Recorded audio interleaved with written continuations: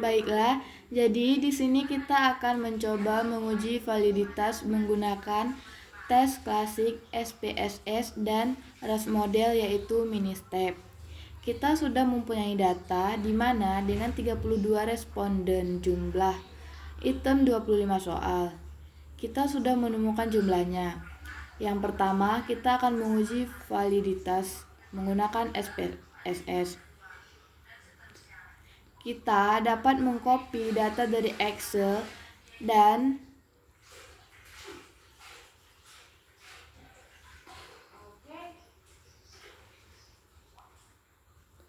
lalu memindahkan ke SPSS.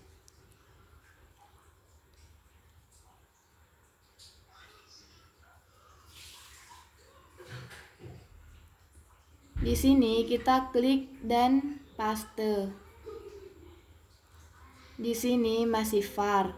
Agar memudahkannya, kita dapat mengubahnya pada variabel view. Kemudian diklik di var all. Kemudian kita Ctrl F, klik refresh. Kemudian kita ketik var 000. Di sini kita ketik refresh with X. Nah, di sini sudah seluruhnya. Kemudian kita close dan silang. Pada bagian X26, di sini kita ganti menjadi total.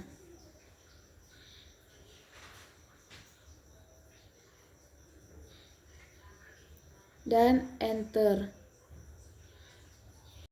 Sekarang kita kembali ke data view. Untuk menguji validitas menggunakan SPSS, kita bisa klik analisis, lalu pilih Corel dan Bivalid. Lalu kita blok seluruhnya hingga total. Kemudian dipindahkan ke variabel dan klik OK. Setelah kita klik OK, kita akan mendapatkan output, di mana di sini ada X01, X02, X03, dan seterusnya. Ini merupakan item yang akan kita uji validitasnya, di mana ada person correlation atau korelasinya yaitu R hitung. Kemudian ada signifikansi dan di sini ada N atau jumlah responden, di mana N 32. Untuk menghitung uji validitasnya, kita lihat pada bagian total, correlation, signifikansi, dan jumlah responden. Untuk mengetahui uji validitas apakah valid atau tidak, kita akan menghitung dengan Airtable. Karena jumlah responden 32, maka kita menggunakan 5%, di mana 32 signifikannya adalah 0,349. Untuk mengetahui valid atau tidak suatu item, berarti korelasinya harus lebih besar dari signifikannya atau Airtable, di mana Airtable-nya 0,349. Sedangkan item pertama korelasinya yaitu 0,493, berarti karena lebih besar dari Airtable, maka item pertama dapat kita katakan valid. Begitu juga pada item kedua dan seterusnya. Pada item kedua di mana korelasinya 0,631, sedangkan secara signifikansi yaitu 0,349, berarti Airtable lebih besar dari R hitung. Sehingga item kedua valid. Begitu juga pada item seterusnya. Pada item 25 dapat kita lihat pada 0,170 di mana lebih kecil dari Airtable-nya, sehingga item tersebut dikatakan tidak valid.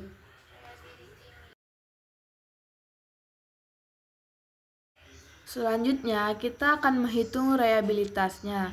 Tujuan dari kita menghitung reliabilitas itu adalah untuk mengukur konsistensi dari data kita apakah valid diukur berulang kali. Caranya, klik analisis, kemudian scale. Pada bagian scale kita pilih reliability analysis. pindahkan pada item data, kita blok seluruhnya kecuali total, kemudian pindahkan ke item, kemudian klik statistik, kita centang pada bagian scale it item dan continue. Setelah pindah hingga item ke-25, kita pastikan modelnya pada bagian model alpha. Setelah dipastikan, kita klik OK. Di sini kita akan keluar dari outputnya. Bagian reliability statistik ada combat alpha dan end of item. Itu adalah jumlah dari item adalah 0,898 idealnya, dan combat alpha 0,60. Karena yang kita dapatkan 0,898 artinya data tersebut reliable. Pada kolom A dari 1 sampai 9 kita isi 0. Dan dari 10 sampai 19 kita isi 1.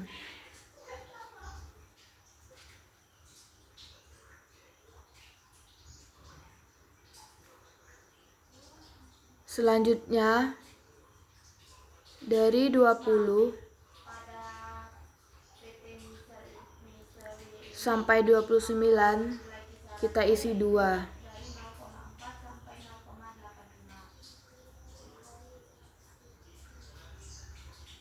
Dan terakhir 30 sampai 32 diisi 3.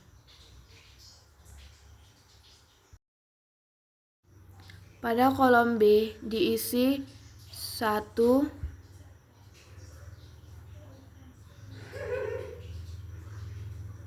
2, 3, 4, 5, 6, 7, 8, 9, dan 0, 1, sampai 9. Begitu pula hingga nomor 32.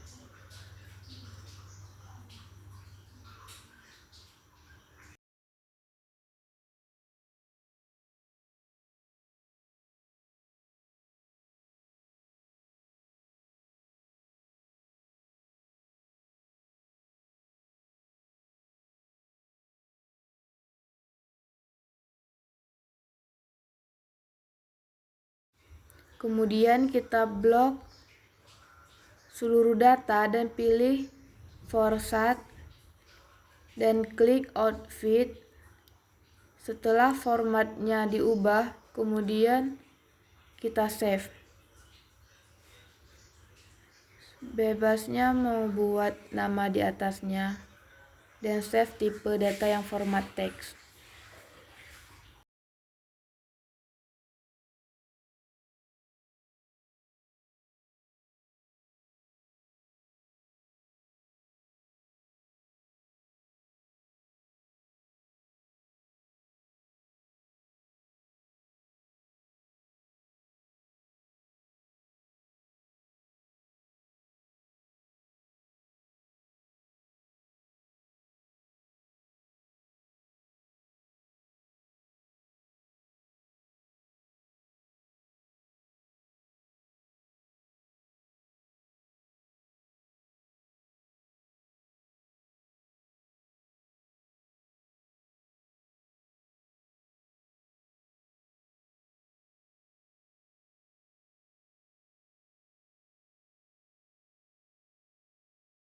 Nah, setelah datanya di save, kita kembali ke mini step. Nah, di mana kita sekarang pilih file yang sudah kita simpan.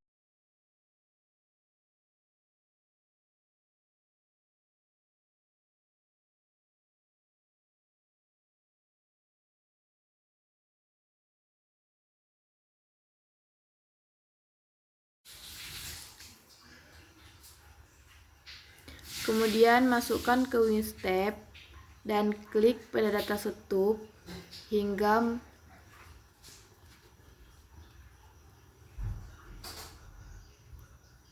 muncul data seperti ini.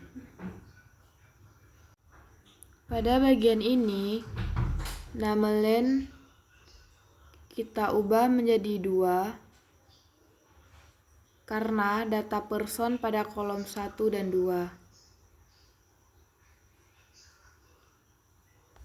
Item 1 kita isi 3 karena item pertama dimulai dari kolom 3. Dan number of item kita ganti sesuai item dari data yaitu 25. Selanjutnya kita refresh kolom hingga berwarna biru, menunjukkan data person. Sedangkan kolom berwarna hijau menunjukkan butir item. Kemudian langsung scan kode di sini ada 1 sampai 5. Benar karena pada data menggunakan skala 1 sampai 5. Kemudian klik item label dan bebas diisi apa di sini. Saya mengubahnya menjadi X1, X2, X3 hingga item ke 25.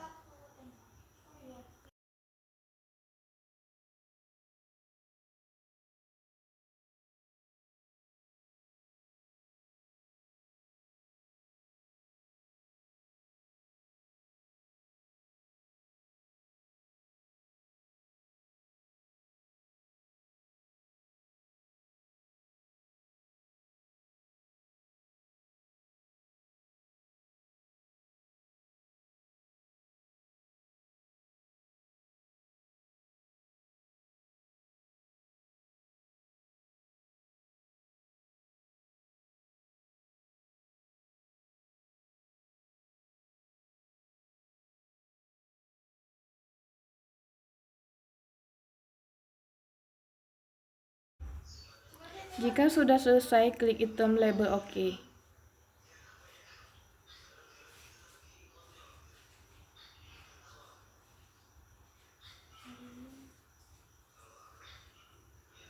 Lalu kita pilih mini step dan pilih save control yang pertama. Dan ubah nama field bebas. Kemudian save dan pilih yes dan klik enter 2 kali hingga muncul nilai seperti ini.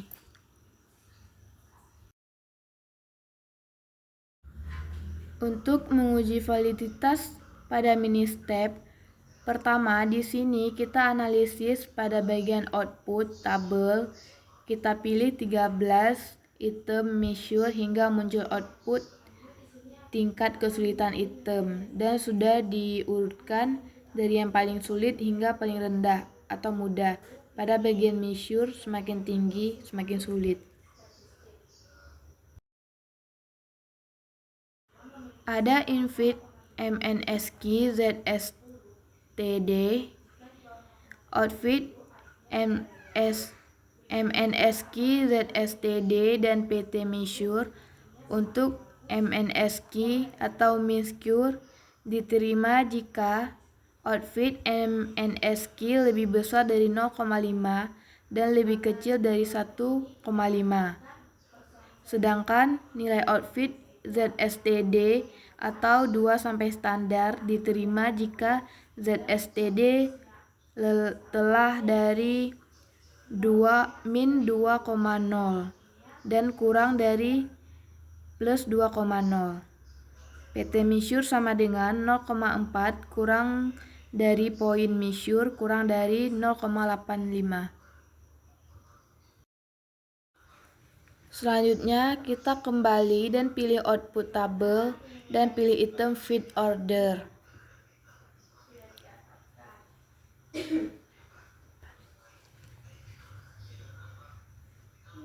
Kita lihat yang output distractor misalnya pada item 5 yang menjawab 2 ada 5 orang, berarti 16% dan rata-rata kemampuannya 1,46.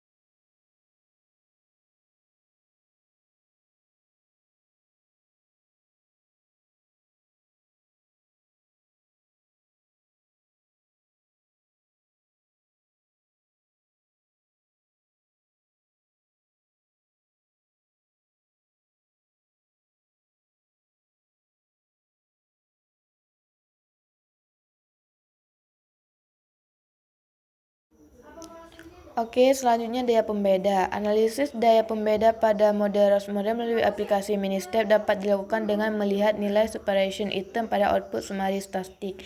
Separation ini menjelaskan seberapa jumlah kelompok yang dapat dibedakan oleh item dihitung dengan menggunakan persamaan berikut.